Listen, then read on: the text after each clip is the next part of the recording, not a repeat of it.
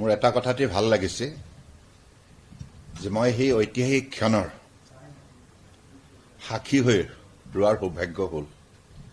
কাৰণ যেতিয়া এই প্ৰস্তাৱটো পাঠ কৰা হৈছিল মাননীয় প্ৰধানমন্ত্ৰী নৰেন্দ্ৰ মোদী ডাঙৰীয়াৰ সন্মুখত, এই প্ৰস্তাৱটো পাঠ কৰাৰ লগে লগে স্বাভাৱিকতে অসমীয়া হিচাপে অসমীয়াৰ যিটো স্বাভিমান, আয়ে কোলাত শিকা যিটো ভাষা, আজি এনেধৰণে ধ্ৰুপদী ভাষা হিচাপে যিটো মৰ্যাদা লাভ কৰিলে, এই কথাষাৰে প্ৰতিগৰাকী অসমীয়াক আজি গৌৰৱান্বিত কৰি তুলিছে।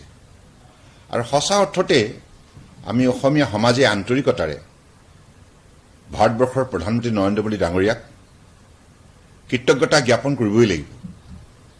তেখেতে অসমীয়া স্বাভিমানৰ প্ৰতীক গামোচাখনৰ পৰা আৰম্ভ কৰি আমাৰ উদাকান্ত ডক্টৰ ভূপেন হাজৰিকাক মৰণোত্তৰভাৱে সৰ্বোচ্চ অসামৰিক সন্মান ভাৰত ৰত্ন প্ৰদান কৰা প্ৰতিজন অসমীয়াকেই একোগৰাকী অত্যন্ত স্বাভিমানী ব্যক্তি হিচাপে প্ৰতিষ্ঠা লাভ কৰাত সহায় কৰে।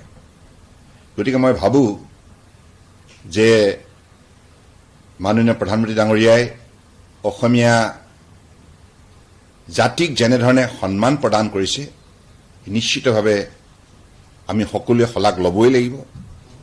আৰু এই অসমীয়া ভাষাক ধ্ৰুপদী ভাষা হিচাপে মৰ্যাদা লাভ কৰাৰ ক্ষেত্ৰত এটি কথা স্বীকাৰ কৰিবই লাগিব যে অসমৰ মাননীয় মুখ্যমন্ত্ৰী ডক্টৰ হিমন্ত বিশ্ব শৰ্মা ডাঙৰীয়াৰ নেতৃত্বত অসম চৰকাৰেও ভাৰত চৰকাৰক প্ৰস্তাৱ দিছিল। ভাৰত চৰকাৰ বিশেষকৈ গৃহ মন্ত্ৰালয় মাননীয় অমিত শ্বাহ আৰু আমাৰ শিক্ষামন্ত্ৰী ধৰ্মেন্দ্ৰ প্ৰধান ডাঙৰীয়া আৰু সাংস্কৃতিক মন্ত্ৰী আমাৰ গজেন্দ্ৰ সিং শেখাৱত, তেখেতসকলকো আমি ধন্যবাদ জনাব লাগিব।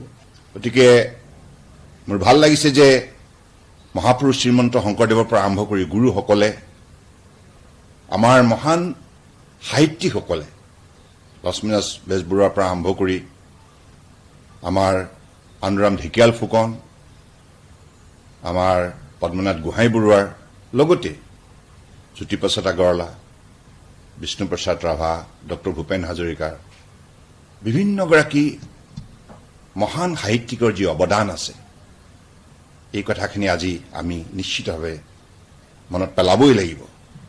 অসম সাহিত্য সভাকে ধৰি বিভিন্ন অনুষ্ঠান প্ৰতিষ্ঠানে বহুদিনৰ পৰা এই বিষয়ত আন্তৰিকতাৰে আত্মনিয়োগ কৰি আহিছিল। গতিকে মই পুনৰবাৰ এই বিষয়ত পদক্ষেপ লোৱাৰ বাবে মই মাননীয় প্ৰধানমন্ত্ৰী ডাঙৰীয়াক বিশেষভাৱে ধন্যবাদ জনাইছোঁ। আৰু লগতে আজি প্ৰচাৰ আৰু প্ৰসাৰৰ ক্ষেত্ৰত হওক, গৱেষণাৰ ক্ষেত্ৰত হওক, সংৰক্ষণৰ ক্ষেত্ৰতে হওক, আজি এই মৰ্যাদাই আমাক এটা নতুন পথৰ সন্ধান দিলে। গতিকে এতিয়া বিশ্বৰ বুকুত যেনেধৰণে আমাৰ ৰূপকোঁৱৰ জ্যোতিপ্ৰসাদ আগৰৱালাদেৱে কৈছিল, জগত সভালৈ যাব অসমীয়া ভাষা, নহয়, আজি জগত সভালৈ এই ভাষাৰে এই মৰ্যাদালৈ গতি কৰিছে।